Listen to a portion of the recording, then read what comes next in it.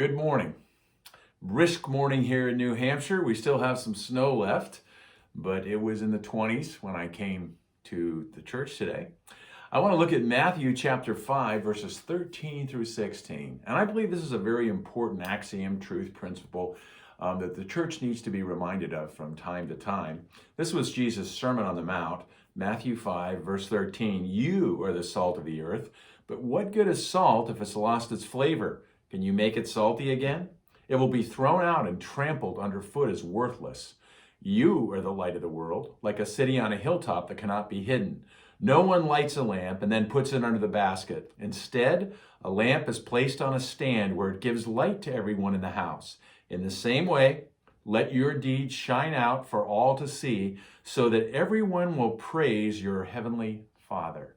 Everyone will praise your heavenly Father. That's really the theme in the text here.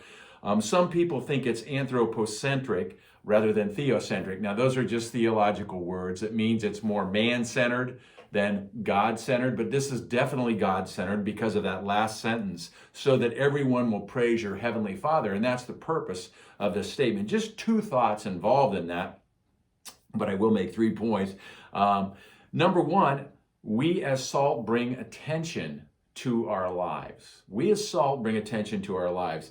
Salt can be used in a very formidable way. Chefs know how to use salt. And if you ever watch cooking shows, they're always saying, could use a little bit more salt. I personally like the pink Himalayan salt. It brings out the flavor of food and has some good minerals in it as well. But it's necessary to bring out the flavor of the food. So salt brings attention to our lives. And I'm going to use this in a little different format. The first point is it's God-centered. The second point is salt brings attention to our lives. In other words, if we're salting, we bring out flavor in our lives. People look at us and they say, you know, that's a pretty decent person. That person really seems to care about other people. And the third point is we as light bring out the focus on Christ. So the salt brings the focus to us, but we don't want to leave it there. We want to bring out light to focus on Jesus Christ. I like what Joe Aldrich said many years ago, and I use it all the time, about barbecuing first. I love good barbecue, don't you? My son took me to a place in Virginia called Mission Barbecue, and it was great. They asked me when I got the brisket if I wanted lean or moist, and I didn't really know what they were talking about, but I thought moist sounded good. So I guess what it all amounts to is that there's more fat on it if you ask for moist, and of course less fat if you ask for lean. But whatever it was tasty. The barbecue beans were tasty, and it was just a great all-around experience.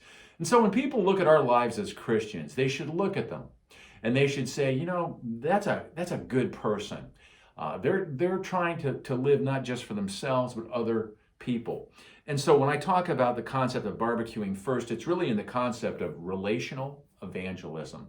In other words, it's trying to build relationships with people that allow them to see Jesus Christ in our life. So when we talk to them about Christ, they wouldn't be shocked, or they wouldn't turn away saying, you know, your life really doesn't reflect the principles taught by Jesus.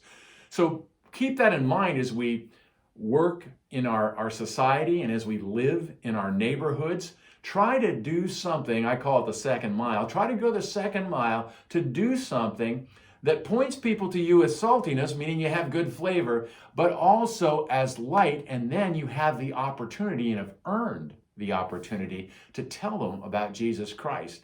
I believe we as an evangelical church, or evangelical churches, have lost that concept, that we are not the salt and light that we need to be to bring people to Jesus Christ. And believe me, today, people need Christ more than ever. I wanted to summate just with a statement in Ecclesiastes, because oftentimes people say, well, what's our purpose, in life? Well, Ecclesiastes 12, verses 13 and 14 says this. That's the whole story. Now, here is my final conclusion.